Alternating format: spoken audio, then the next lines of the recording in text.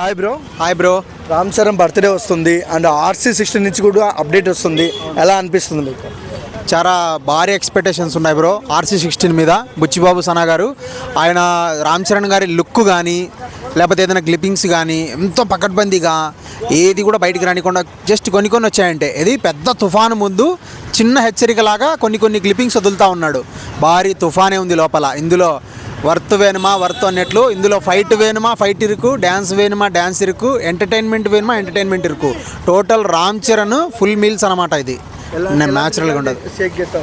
ఇప్పుడు present trending ఏవైతే ఉన్నాయో ఆ రికార్డులన్నీ దీంతో తుడిచిపెట్టుకుపోతాయి. అసలు రేంజ్ పర్ఫార్మెన్స్ వర్త్ అంతే. రామ్ చరణ్ సారు గేమ్ చేంజర్తో ఏదో ఫ్యాన్స్ డిసప్పాయింట్ అయినారు అది అని అంటున్నారు. అయినా ఇప్పట్లో ఇప్పుడు ప్రజెంట్ ఈ సమాజంలో ఎంతసేపు ఉన్నా కమర్షియల్ సినిమాలో ఎంతసేపు ఉన్నా 4 ముద్దులు పెట్టడం, ఫైట్లు చేయడం, డ్యాన్సులు చేయడం ఇవి కాదు. మంచి చెప్పినా కూడా చూడాలి ప్రేక్షకులు. నేను ఒకటే కోరుకుంటున్నా, మంచి మెసేజ్ వచ్చిన ఫిలిమ్స్ ఏమైనా వచ్చినా చూడండి, ఎంకరేజ్ చేయండి.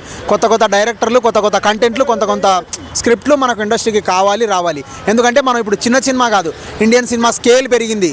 పాన్ ఇండియా పాన్ వరల్డ్ వెళ్తున్నాయి మన సినిమాలు. ఆస్కార్ వేదికకు అప్పట్లో మెగాస్టార్ చిరంజీవి గారు షార్ట్ లిస్ట్ అయ్యి వెళ్ళారంట.